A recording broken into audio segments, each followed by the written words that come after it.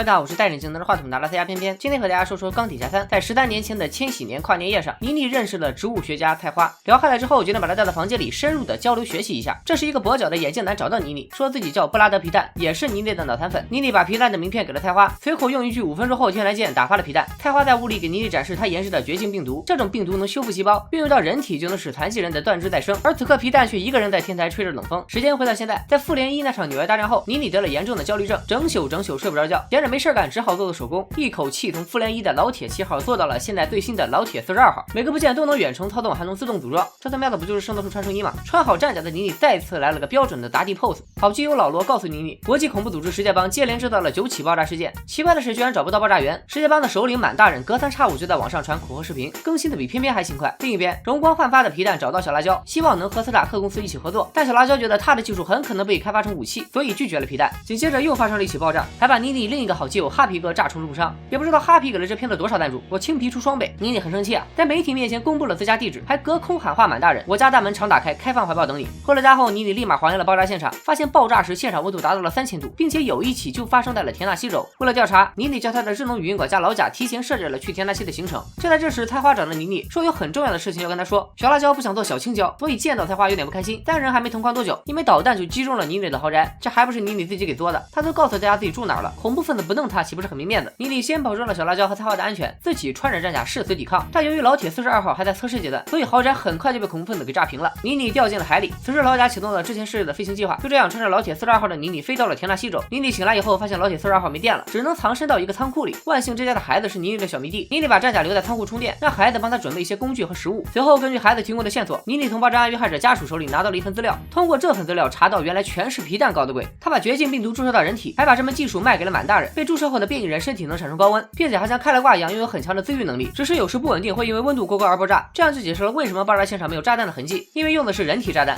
另一边，菜花告诉小辣椒，他怀疑自己的老板皮蛋正在为满大人做事。还没等懵逼的小辣椒反应过来，皮蛋就闯进酒店绑架了他。搞半天，菜花也是皮蛋和满大人的同伙。他接近小辣椒是想借此威胁妮妮。满大人那边控制了所有卫星电视，直播了一名企业高管被杀的过程，还扬言要把总统也干掉。看来能让所有电视台在同一时间播放一样内容的，不止新闻联播和春晚。总统让老罗麻溜的把满大人抓起来。在这补充一句啊，老罗的战争机器刚刷了新期，并且改名为钢铁爱国者。他根据信号找到了满大人可能藏匿的工厂，结果扑了个空，还被一个变异人用高温给击倒，连人带战甲都被抢走了。另一边，老贾定位到了满大人的位置，但是老铁42号没充完电，暂时不能用。好在科学家会武术，谁也拦不住。妮妮用自制的各种武器一路杀进了满大人的老巢。面对杀人不眨眼的恐怖分子首领，妮妮心里还是有点犯怵的。没想到满大人比他还要怂。原来满大人只是一个在镜头前演戏的演员，真正的幕后大 boss 是皮蛋。突然，妮妮被皮蛋的属下一拳打晕。等他醒来之后，发现自己被绑了起来。菜花就坐在对面，希望妮妮能帮他稳定绝境病毒。皮蛋也走到妮妮面前，陷入了回忆。他走上这条路，完全就是因为妮妮。那一夜你没有拒绝我，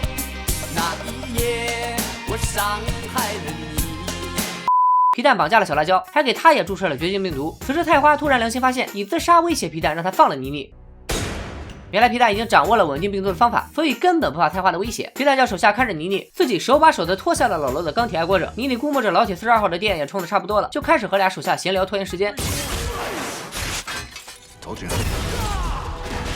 皮蛋已经坐直升飞机开溜，身穿钢铁爱国者的手下则伪装成老罗登上空军1号，绑架了美国总统。妮妮和老罗会合，从满大人的口中得知了皮蛋的位置，两人偷摸溜进皮蛋老巢，但没装备想吃鸡有点难啊。老罗认为他们需要更多援助，妮妮表示他不是一个人在战斗。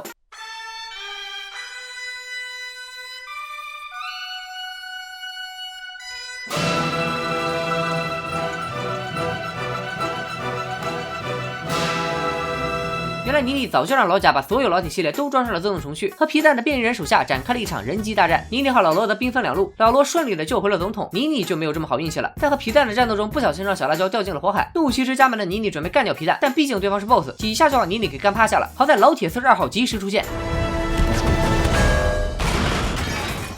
最后，妮妮把战甲穿在了皮蛋身上，并且引爆了战甲，但是没想到这都炸不死皮蛋。老铁42号心里肯定在骂街吧。皮蛋像所有大 boss 一样，不杀妮妮，开始打嘴炮。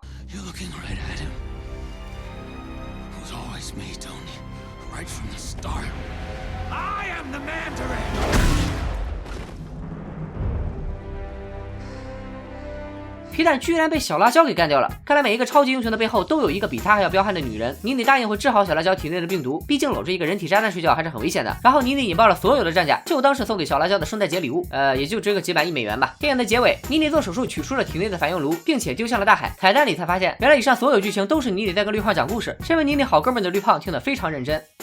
以上就是漫威系列的第7部电影《钢铁侠3》。这个故事告诉我们2个道理：一，没事不要随便放人鸽子；二，哄女朋友开心其实不难，放个烟花就够了。今天就说到这儿吧，拜了个拜。